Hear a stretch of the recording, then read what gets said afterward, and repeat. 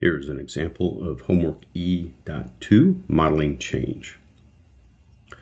Like with all the other assignments, make sure you don't start it until you're ready to finish it. You got 60 minutes to do it. This is a homework, so you get to repeat it as many times as you want, just in case that runs out. No partial credit for incorrect answers. If you miss one, make sure you review, figure out what you did wrong, take it again. Make sure you're ready to take the quiz. Send me questions right away.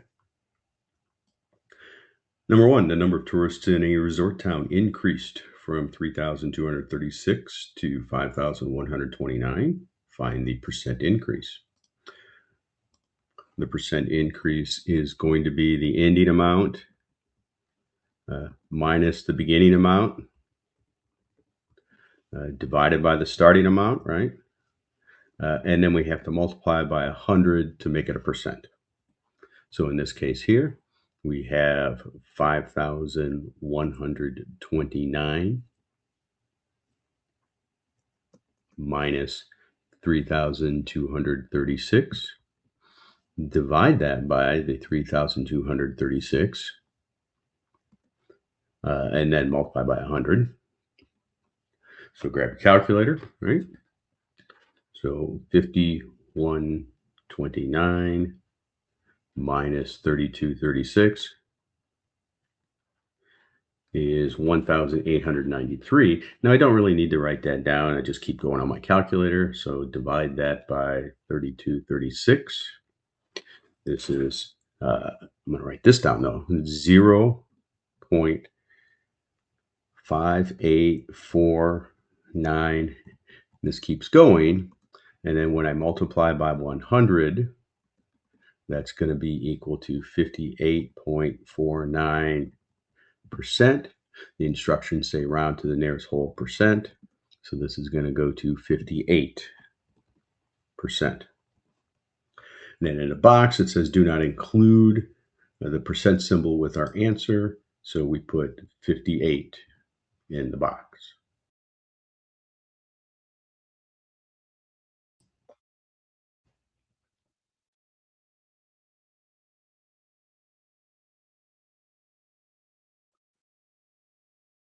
Number two is also a percent change one.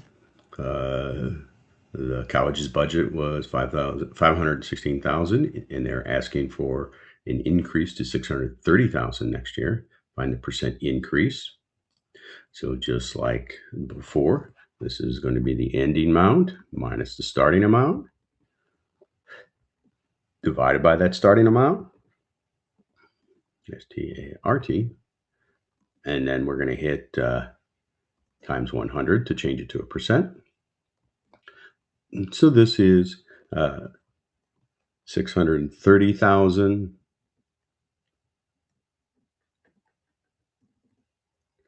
minus 516,000, because that's what we started with, right? Divide that by the 516,000.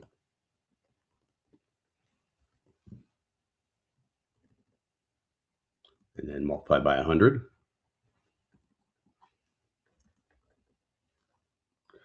Grab our calculator.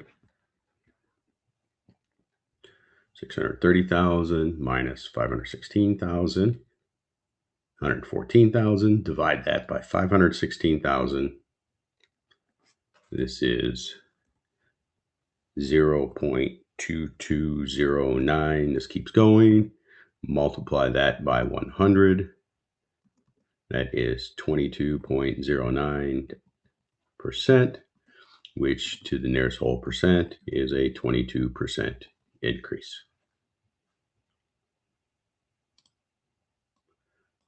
Don't include the percent sign with our answer. Just put the 22.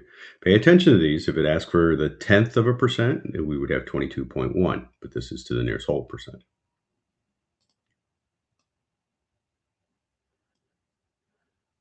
Identify the type of model. This is a multiple choice. If you're not sure, you can whittle down the options, right? So, but in this case here, the first thing we should notice that there's an exponent there. And specifically, there is a variable in the exponent. So that means this is exponential.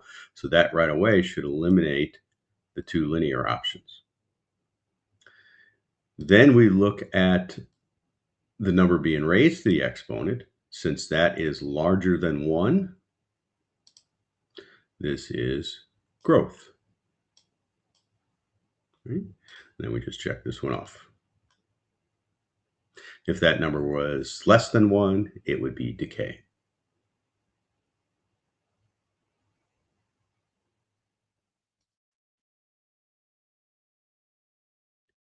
Number 4 is another one, identify the model. Note right here, there is no exponent. So no exponent. No variable in an exponent, no number in an exponent, no exponent at all. That means this cannot be exponential growth or exponential decay. It's got to be one of the two linear ones. Then we look at this plus sign right here separating them. And since it is a plus sign, this is growing. So that plus sign there tells us this is linear growth. Let me check this off. If it was a minus sign, it'd be linear decay.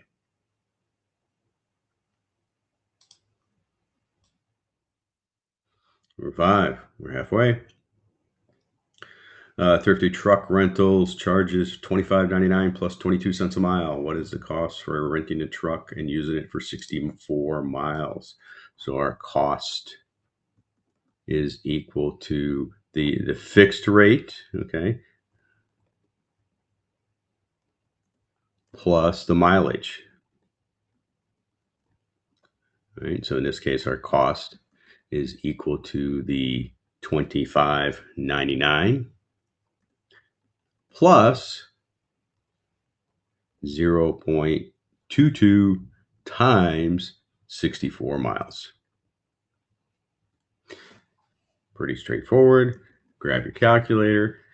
25.99 plus 0.022 times 64. This turns out to 27.389. And I'm going to double check it, right? 25.99 plus 0.22 times 64. Oop, I got a different answer.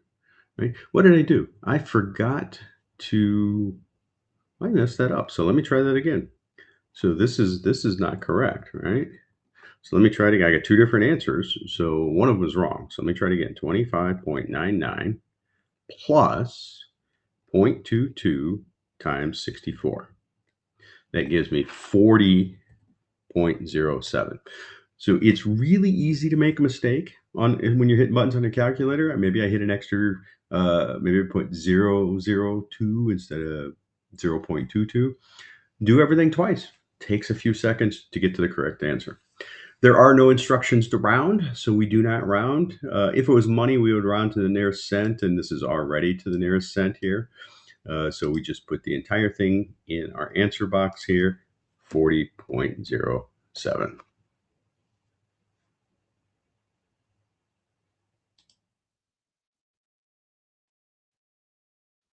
Next one. Buford's makes widgets. How many widgets can he make for $11,000? So his total cost here is $11,000. He has that much money to work with. That is going to equal to his rent plus the widget.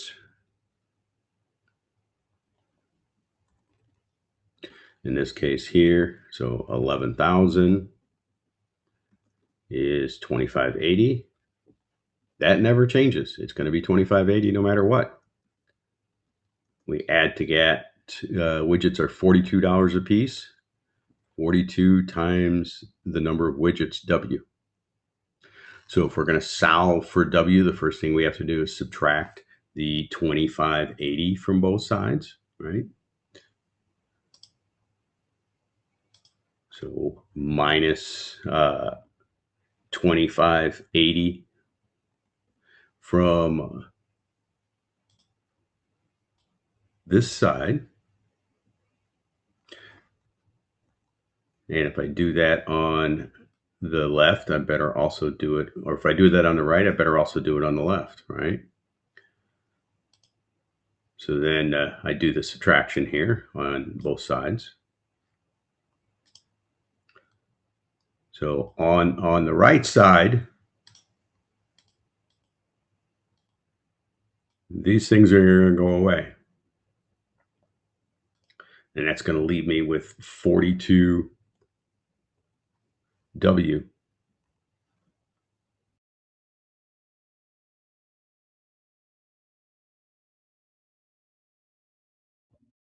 On the right. And then on the left, take my calculator, 11,000 minus the 2580. Do that a couple of times.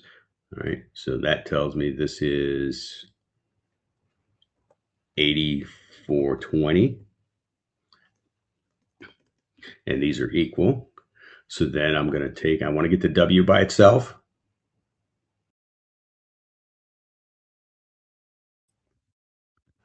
So I have to get rid of this 42 here. So I do that by dividing by the $42, right? And if I do that on the right side, I better also do it on the left side. So I'm going to take my 8420 and divide it by 42. This gives me a total of, I got 200.47, and this keeps going, is equal to W. All right. Because these 42s are going. Then it says round to the nearest whole number. So to the nearest whole number, this will be 200 widgets. So when we go to put a number in a box, we just put 200 in a box.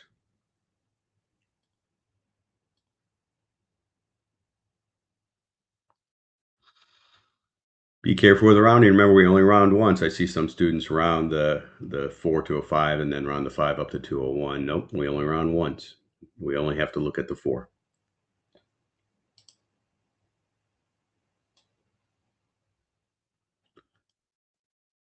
Ellen has $115. She gets coffee every morning. How much money does she have left after 20 days? So the money she has left is what she started with minus what she spends, right? So what is left is the $115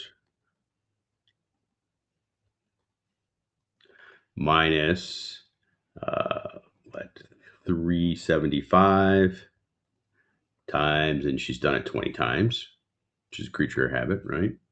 So 115 minus 3.75 times 20 tells me she has exactly $40 left. Double check that, right?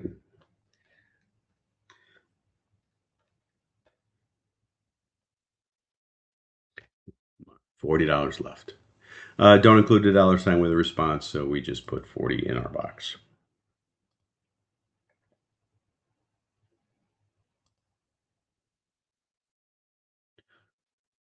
Number 8, Frederico makes bar stools. This is very, very similar to Buford, but in this case here, we're not budgeting an amount. We just want to know how much money he's going to spend.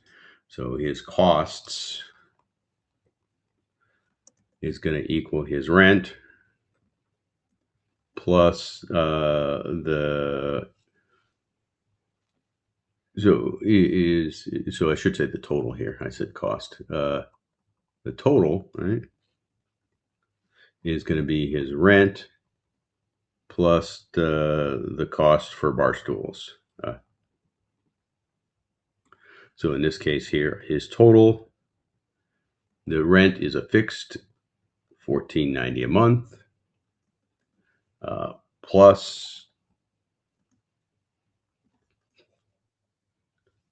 $32 times 61 bar stools. So our total, see, 1490 plus 32 times 61. Do it a couple of times on your calculator, and I got a total of 3442. There is no directives around, so we wouldn't round anyway. There's no cent on this, so in our box we just put 3442. Take a couple seconds, do it a second time. Make sure you type everything in correctly.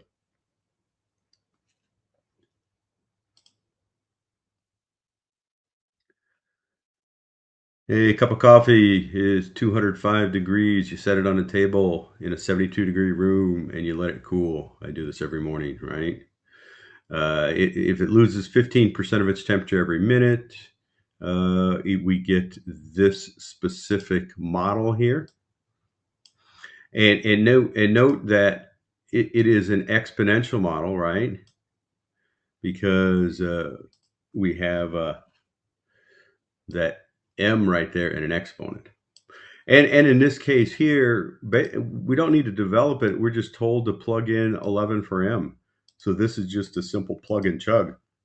So the temperature is going to equal to 133 times 0.85 raised to the 11, and then add the 72-degree room temperature. So on my calculator, I'm going to type it in exactly like I see it. 133 times 0.85 raised to the 11th power. And then add 72. This gives me a total. So T is equal to 94.25, and this is some change, right? And I'm going to double check. I'm going to clear my calculator out and type it in again. 133 times 0.85 raised to the 11th power plus 72. 94.25. This keeps going. And then the instructions say round to the nearest whole degree. So this is going to go to 94 degrees.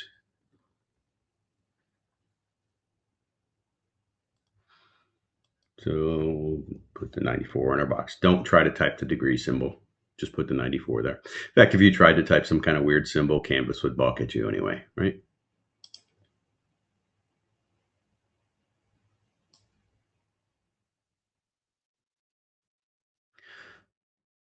Finally, last one, number 10.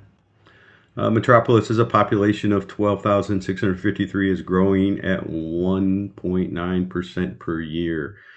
Keep in mind that is, so each population is 100% of the previous year plus 1.9%, right? So this is each year is 100% plus 1.9%, which is 101.9% per year. So when we build our model, the population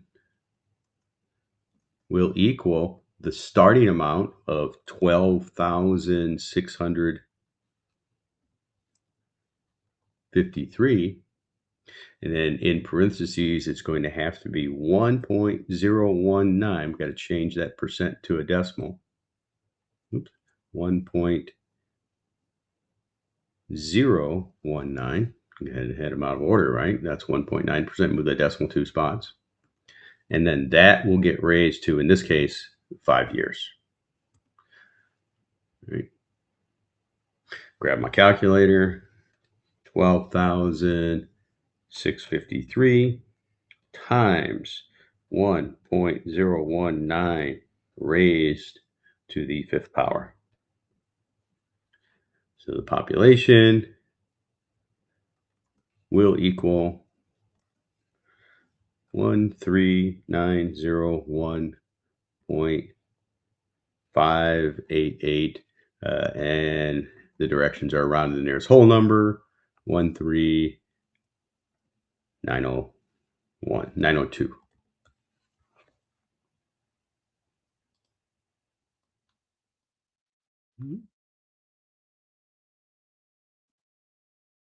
So the box, 13,900. 2. And as soon as we click off it, Canvas will shove a comma in there. Doesn't change the value of our answer. That's it. That's number 10. Go through it, repeat it as many times as you want. Let me know if you have questions. If you click submit here and you only get 4.5 or 4, make sure you review it. Make sure you look at your graded work, figure out which ones you got right, which ones you got wrong. And if you got one wrong, make sure you figure out how to do it correctly. Let me know if you have any questions.